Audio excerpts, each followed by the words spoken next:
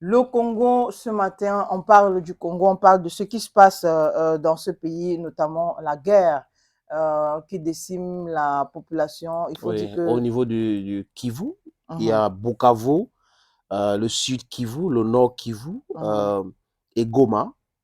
Il faut dire qu'il y a un groupe rebelle qu'on appelle M23 ouais, qui serait soutenu par des puissances extérieures et certains pays africains.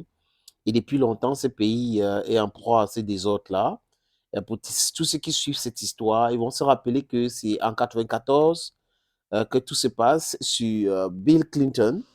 Et qui parle 94 parle de la rébellion qui a enlevé Joseph Désiré Mobutu Sese Seko Kuku Wasabanga mhm, au pouvoir au Congo en 97. Donc, cette rébellion a été dirigée par Laurent Désiré Kabila, qui était un lieutenant de Patrice Emery Lumumba, qui n'a pas aimé la façon que Lumumba a été traité. Et ces puissances-là l'ont aidé. Et quand il arrive au pouvoir, il refuse de vendre son pays. ouais. Il refuse de diviser son pays, il refuse carrément de leur livrer son pays. Et vous vous rappelez qu'en 2001, il s'apprêtait pour venir à un sommet de France-Afrique à Yaoundé au Cameroun et il avait été assassiné. Donc Mhm. l'armée est infiltrée et apparemment même aujourd'hui, le M23 a infiltré l'armée congolaise et c'est cette situation que beaucoup de gens dénoncent et les Congolais ont manifesté devant les chancelleries occidentales à Kinshasa. Mhm. Et beaucoup de gens ont vu l'image des joueurs lors de la CAN. Voilà, de Bordeaux, Likumfa qui, toujours pour cette guerre du Congo, a fait un post où il dit: «Jamais je ne pourrai me taire sur ces actes atroces à l'est du Congo. Mobilise-toi pour Goma, je suis de tout cœur avec vous Goma. Stop, ça suffit, Congo, Yako.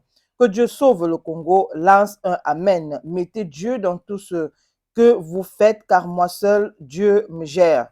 Là, c'est le poste de Bordeaux, Likumfa qui comme ça, essaie à sa façon de consoler les Congolais, d'apaiser leur cœur Mhm. suite à ce qui se passe dans leur pays. Et tout ça est arrivé aussi grâce aux footballeurs, dont beaucoup de personnes n'étaient pas au courant. Ils se sont posé la question lors du match Côte d'Ivoire, euh, Côte d'Ivoire-Congo.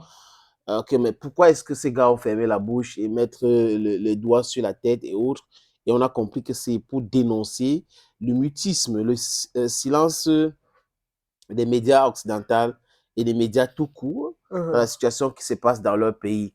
Et ces gars sont traités aujourd'hui comme les héros nationaux.